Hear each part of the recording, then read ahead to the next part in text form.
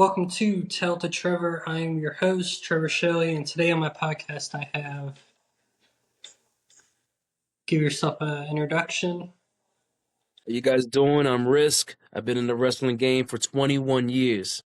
I've been all around Canada, Germany, Puerto Rico, here in the States. I've been seen on TV, OVW, Ink Master. I've been around.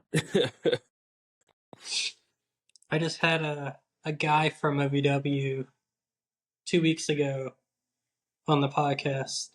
Oh, yeah? Which one? The Orion. Oh, okay. Yeah, yeah. All right.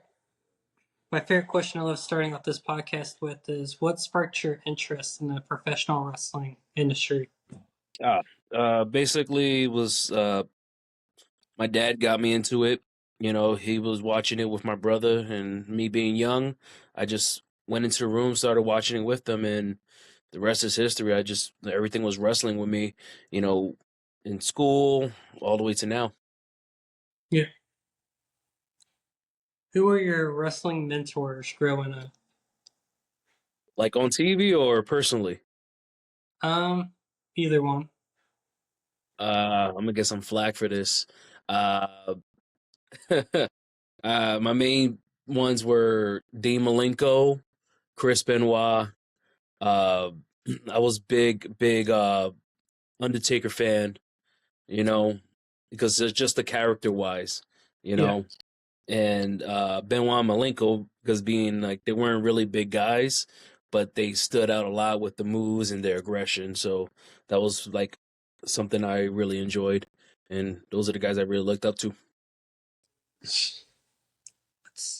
How did you get started in the wrestling world?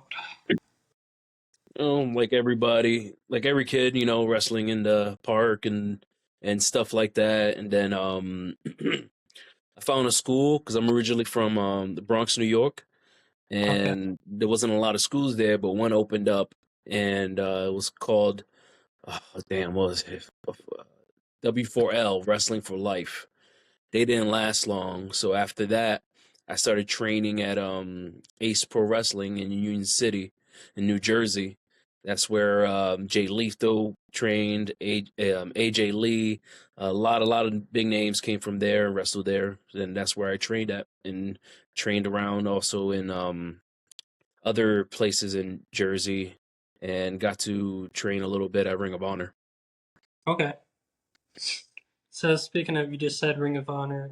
How was that like being part of Ring of Honor?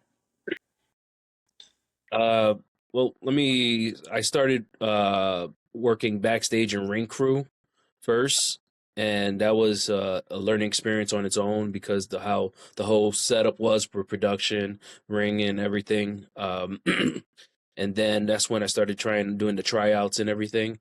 I got to do a tryout in front of Jim Cornette when he was running it, Okay. and then I did a tryout at the school when it was there. Uh, both Briscoes are there.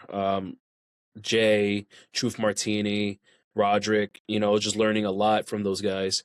That was a big learning experience for me, you know, basically developing character, how to stand out in the ring and stuff like that. What was your first wrestling match like?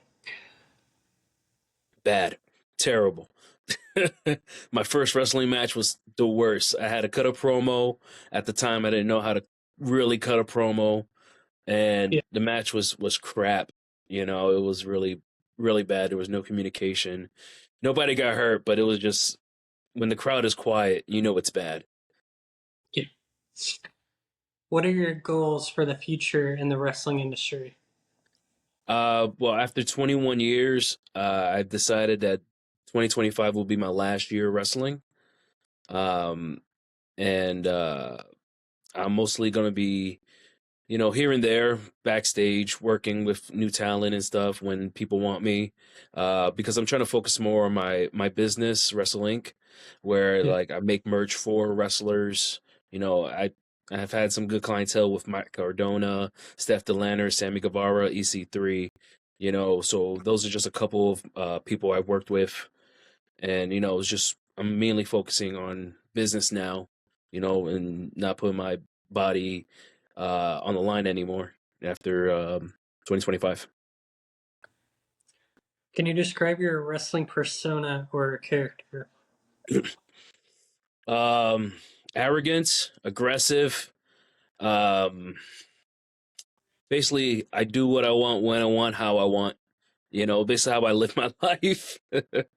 Because rules and bones are meant to be broken, and I Yeah, got tired of people always telling me, "Oh, you can't do this, you can't do that," and I'm just like, "Well, why not? I'm not here to please anybody." right. Can you share a memorable moment from your wrestling career? I want to say, damn man, it's been so many. Um, Out the ring, I want to say I got to meet and hang out with a lot of guys who grew up watching on TV. Yeah, I got to learn, got to speak with Terry Funk way before he passed. I got to hang out with a lot of dudes from ECW, and those are more of my memorable moments in my career because uh, it's like when you get into this business, you never really think, where it will take you. yeah. And it took me in locker rooms with guys who, again, I never thought I would be sitting next to or chatting with or grabbing a beer with. So those are my most memorable moments there. It's been good. Let's see. Can you describe the feeling of winning your first championship? Okay. Well, my first championship I've won was a tag team championship with my partner Chris Caden, and that was my first legit professional championship I've ever won. And I'm gonna be honest, I was gonna be more excited, but when I won it, I wasn't. I really wasn't. And then I've won tag titles throughout the years. I'm currently a world tag champion right now for AIWF. Um, but honestly, I don't think I've ever got that real exciting feeling because again, 21 years, I've never won a heavyweight or world title. So I'm hopefully this being my last year, hopefully I'll be able to win that, and I think that will be like my true enjoyment there of actually winning a championship. How do you handle the mental and emotional aspects of wrestling? I block it out.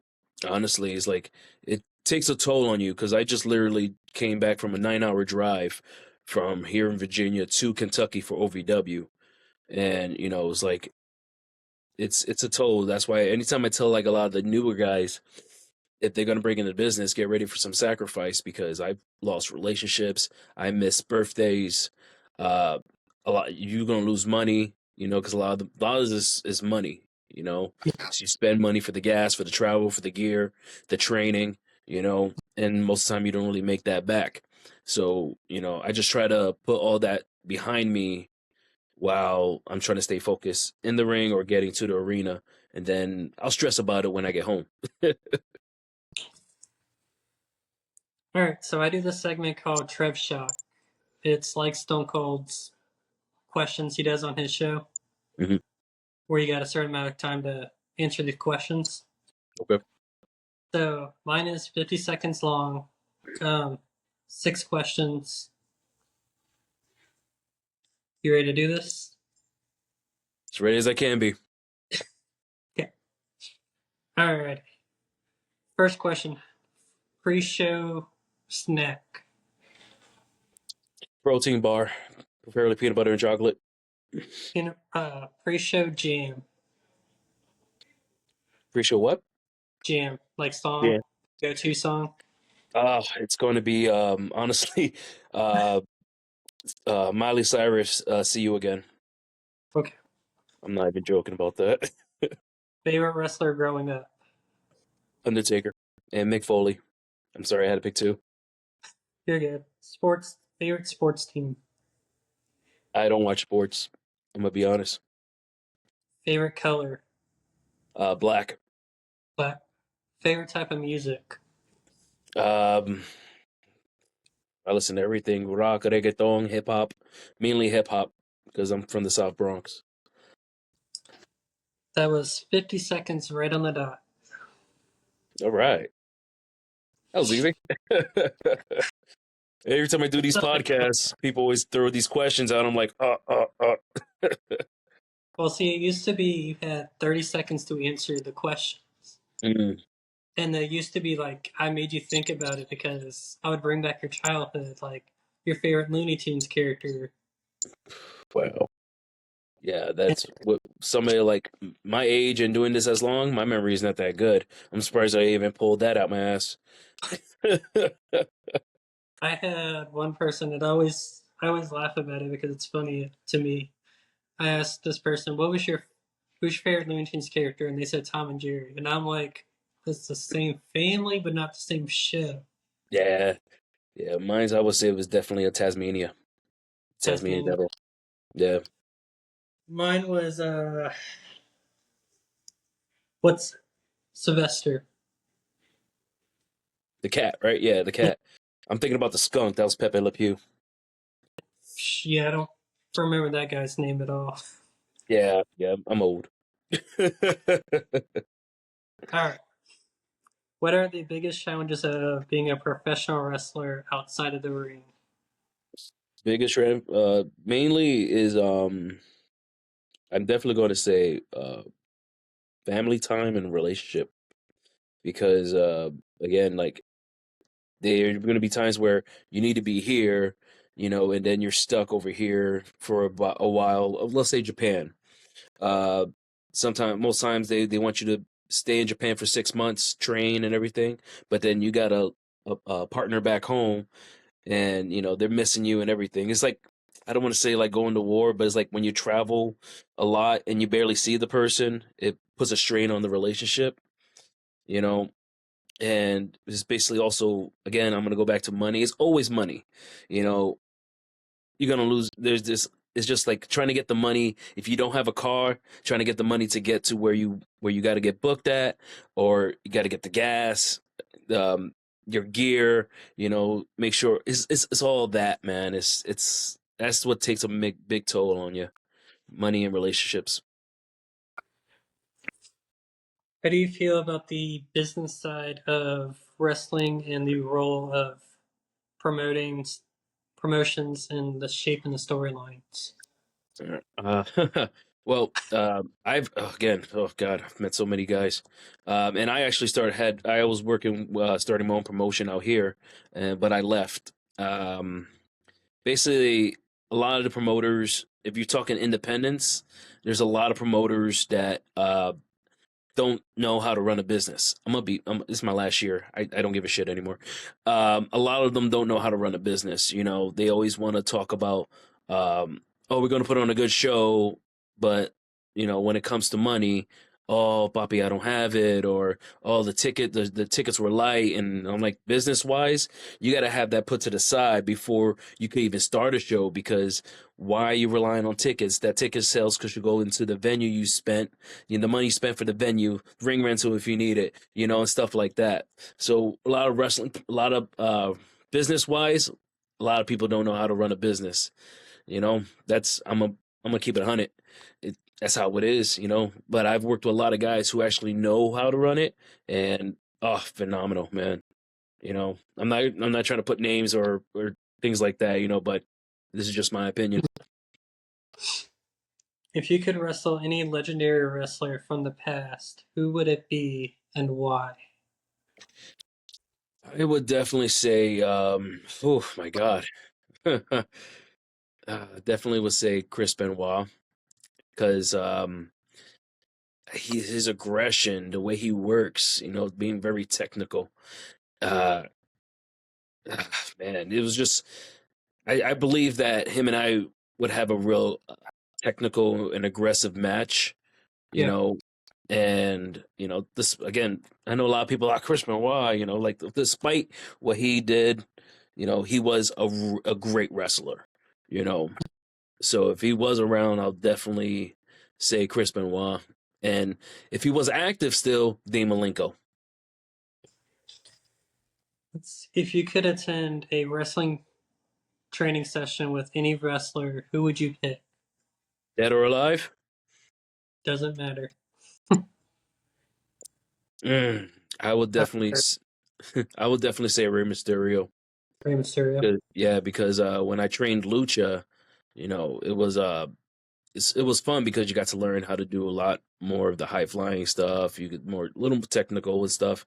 But like, I would definitely say Ray because um, I'm a little taller than him because I'm 5'6", 5'7" with my boots on, and just like working with him for us shorter guys, I think it'll definitely work out great. I could say Undertaker, but Undertaker works more with the bigger monster looking guys.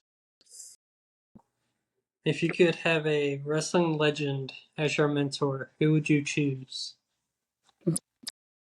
Oh my god, these are great questions. Oh man, wrestling mentor. Listen to their podcasts and just taking bits and pieces from them all.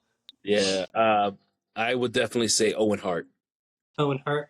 Owen Hart, man, because just the way he moved in the ring, and Yeah. stuff. And I got to see him live way back in the day in Madison Square Garden. It was just definitely Owen Hart. I would had loved to pick his brain. So I have this show on WWE 2K25. Well, it's 24 because 25 is not out yet. Mhm. It's called the Shock Show Universe, whatever. Forget the name after saying it after a while. Um, would you want to be in the World Tag Mid Card or Cruiserweight?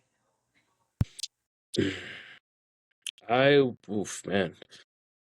I would say I want to say world because I never held a world title, but I have so much experience in the tag team division because Yeah. I do have a bunch of tag title wins and and all that. So I will definitely stay tag team because that's always been my favorite thing because my favorite tag team was always the Road Warriors. Yeah. My favorite tag team, I will say, was the Hardy Boys, DX, DIY, and Motor Machine Guns, Undisputed Era, Oh and the yeah, Rock and Sock Connection. the Rocket Sock was my favorite. Yeah, comedy Which you wise, definitely yeah. That and which you Billy and Chuck. know were there. Yeah, yeah. I've always How's been big it on with, tag team. how's it with Mick Foley over in OVW? Uh, Mick is such a nice guy, man. Like I'm gonna be honest, he is such a nice guy. Yeah, Because I've met him like so many years ago at Ring of Honor, and then I got to actually like meet him at a WrestleCade, this past WrestleCade, one of the big wrestling conventions, yeah. and again at OVW, man, he's just the nicest guy, man. Like I man doesn't have a bad bone in his body. Now, were you at WrestleK this year? Yeah, my business actually promoted was one of the sponsors of WrestleCade, and I was, I was vending as well. I was there too. I was usually hanging out with Emily J and popping head, like talking to everybody. Oh, okay. Yeah. Yeah, I was mainly around the OVW guys because OVW, you So know. you told me then I was around James Storm, Haley J. Was gonna go see Mick Foley, but I saw how long his line was. Yeah, Haley owes me $3. Okay. Yeah, it's been a year. She's just oh god, it's a long story. Put that line for Sting just to go meet him and Darby. Yeah, I got to I didn't get to meet Sting. I got to see Darby at a bar after because there's a bar that we go to after for all the wrestlers and stuff. So yeah, I got to see Darby. I got to almost catch Ric Flair because he was wasted. Uh, that's another story on its own. I got a bunch of stories, man. But Like I yeah, need to bring in another episode so you can go over these stories. I mean, there's stories I could probably say, and there's some stories that that's personal, you know. Because again, 21 years in the business, I got to again hang out with a lot of the guys and stuff Yeah. and meet them. So, you know, I got stories galore, man. My dad dated one of the producer's daughters for WCW. So he got to get to the bar with like Ric Flair and a bunch of other wrestlers, Road Warriors, and the Four Horsemen, and Sting was there at the bar. Yeah, But I remember my dad always saying Ric Flair would walk in the round and say a bar for a round for everybody. he wasn't doing that this time. Well, I mean, he doesn't get those checks flowing in now. He still got some checks with his weed and all that, So Yeah, he still got some money coming in. I'm trying to hunt in those energy drinks. Mm. Yeah, no. I You can't. would think Carolinas it would be popular around. I've been to four GMCs. None of them have them. They're like, oh yeah, we don't know where they are. Yeah, no, you gotta do some online searching for that, because it's oof, like things like that is hard to come by, especially like wrestling fans. They rack Yeah, up and then they try to sell it online for more. So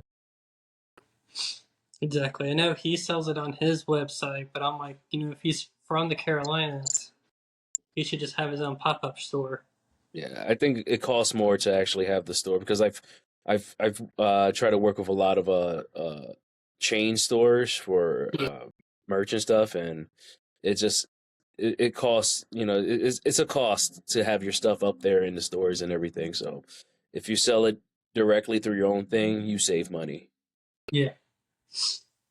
Let's, can you talk about a significant rivalry that helped you grow in the wrestling industry? Mm. Damn, man, that's a good one.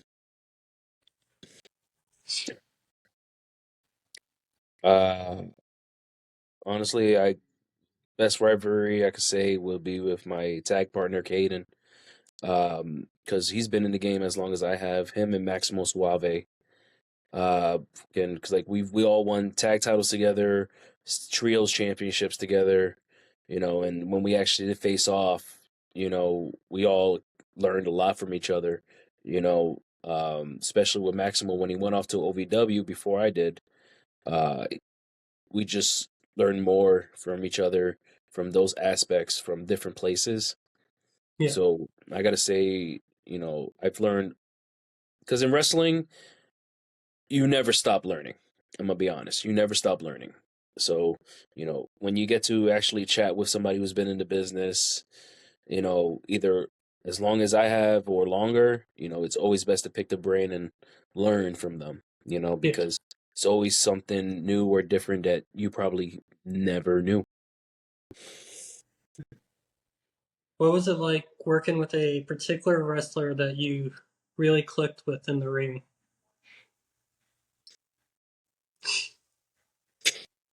Oh my God. We're talking thousands of matches, bro. Oh my God. Like again, it's like I I I click with a lot of guys, because um, it's just like I can't really point one out because again, I'm not trying to toot my own horn, but it's like I could work with a lot of guys. Whether you've been in the game for a year or 20 years, it's like I can't really put it down, man, Yeah. because yeah, sorry, I can't really give you an answer for that one. Can you describe your training process and what was the most challenging part of learning to wrestle? Training process was going in there without an ego, because again, a lot of people, I've seen it all the time. A lot of guys uh think that they see it on TV that it's easy, when in reality, when you join a wrestling school, it's shut your mouth, open your ears, because you have to learn, and learning is just so much to learn, because a lot of people are like, oh, I could just wrestle. Like, no, man. The hard thing is developing your character, focusing on the camera for TV, because independent wrestling and wrestling on TV are completely different, you Yeah. know, and especially trying to get your character, your whole gimmick over with fans and everything, it's a hard thing, because you could be like, oh, I'm gonna do this, but if the fans don't really click to it or relate to it, Yeah. it's you really it's a dud, so, and that's the thing, it's a lot of character work and knowing how to work a lot of things within the business. So, outside of the wrestling ring, what hobbies bring you joy? Painting. Painting? Uh, yeah. Before I got into wrestling, actually, I've always been big on art. I've always been an artist. I love making things. I do cosplay. I make props. Currently, I make foam championship replicas, and I'm actually working on a couple belts now. you know, uh, so yeah, art has always been my big thing. Art and working out. Because without that, actually, is like I really don't got much. Well, I mean, for my wife, but you know. What was your favorite gear that you have ever had made? Oh my God! So it's funny that you say that because now I got to change it. I just got this gear made, and it says my moniker is "All Go No Quit." Okay. I have that moniker on my trunks on the back. It says "All Go No Quit," and this Saturday at the pay-per-view, I had fans chanting, "His butt says no quit." So now I gotta change that gear because I love the material. It's like a suede velvet kind of material, but now I gotta change it. So now that's no longer my favorite gear. Um, yeah, I'm so they ruined it for me now. Darn these fans. Yeah, man, this is the first time ever happened to me, and I've worn this gear like a lot, title defenses and everything, and oh god, well, So, wrapping it up, this is the last question I got for you. Where can they find you on social media? oh man, you can find me at my Instagram, Rysk Official. That's all one word, Rysk spelled Rysk. Yeah. You can follow my business page, Wrestle Inc. INK, and Wrestle Inc. Art, all on Instagram. You can find me on YouTube, TikTok. Just type in my name, I'll pop up. You know. And if not, I can pull the Instagram, which I've been doing for everybody, is while the episode's going on, pulling up hmm their That works. Instagram. There we guys Yep. go. Make sure to give them a follow and everything, guys. Yep. And then thank you for being on the podcast. Thank you for having me, man. And then, I really guys, do. we have a t-shirt contest for wrestlers and fans. It's two different contests. Wrestlers that have all been on the show can enter to win it. It's 5 different designs made by a professional company. The winner gets to pick which design they want for the fan. And hope you guys see you guys next time on the episode. All right.